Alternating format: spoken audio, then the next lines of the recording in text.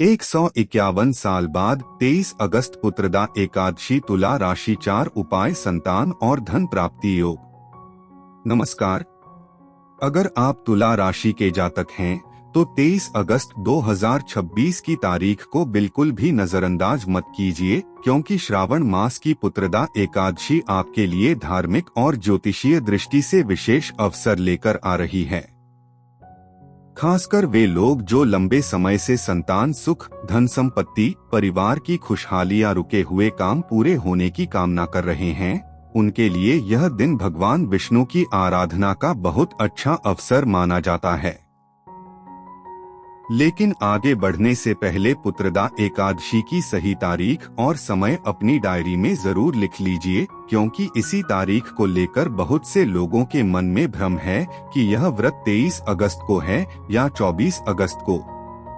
पंचांग के अनुसार श्रावण मास के शुक्ल पक्ष की एकादशी तिथि 23 अगस्त 2026 को सुबह 2 बजे से शुरू होकर 24 अगस्त 2026 को सुबह 4:17 तक रहेगी। उदया तिथि के अनुसार पुत्रदा एकादशी का व्रत 23 अगस्त 2026 को रखा जाएगा। 23 अगस्त को भगवान विष्णु की पूजा का शुभ समय सुबह 7:32 से दोपहर 12:24 तक रहेगा। ब्रह्मा मुहूर्त सुबह 4:26 से 5:10 तक रहेगा। वहीं अभिजीत मुहूर्त सुबह 11:58 से दोपहर 12:49 तक रहेगा।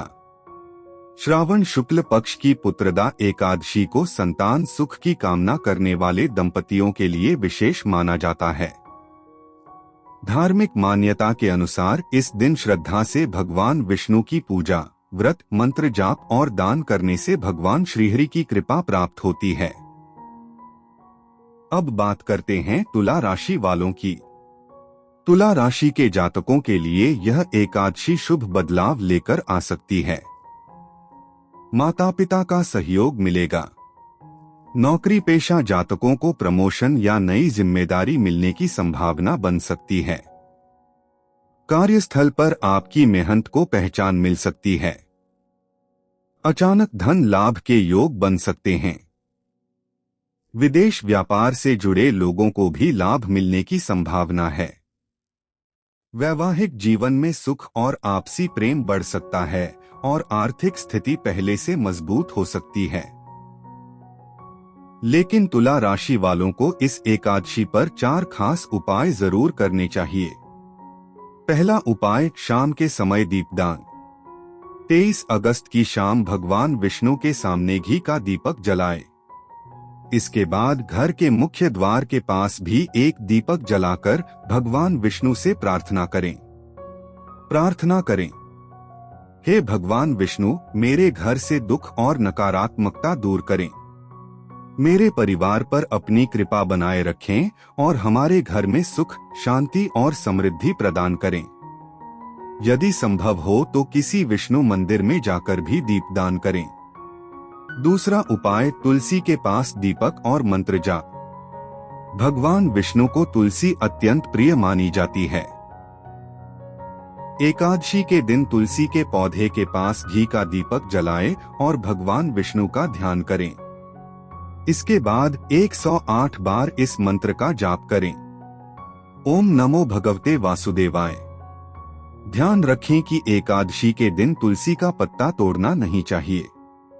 यदि भगवान विष्णु को तुलसी दल अर्पित करना हो तो एक दिन पहले ही तुलसी दल लेकर रख लें। तीसरा उपाय, संतान सुख की कामना के लिए संतान गोपाल मंत्र।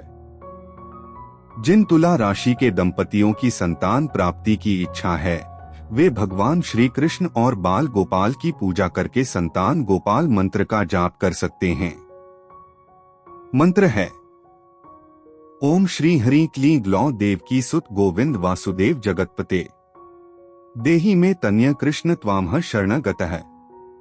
इस मंत्र का 11, 21 या 108 बार श्रद्धा पूर्वक जाप करें और भगवान श्री कृष्ण से स्वस्थ, दीर्घायु और सद्गुणी संतान के लिए प्रार्थना करें। यह धार्मिक उपाय है। संतान संबंधी कोई चिकित्सकीय समस्या हो तो उचित चिकित्सा सलाह लेना भी आवश्यक है। चौथा उपाय, धन और सौभाग्य के लिए पीली वस्तु का दान। पुत्रदा एकादशी के दिन अपनी सामर्थ्य के अनुसार किसी जरूरतमंद व्यक्ति को पीली दाल, बेसन, पीले फल या पीले वस्त्र का दान करें। दान करते समय भगवान विष्णु का स्मरण करें और मन में प्रार्थना करें, हे श्रीहरि, मेरे घर में अन्न, धन, सुख और शांति की कमी न हो। मेरे रुके हुए कार्य पूरे हों और मेरे परिवार पर आपकी कृपा बनी रहे।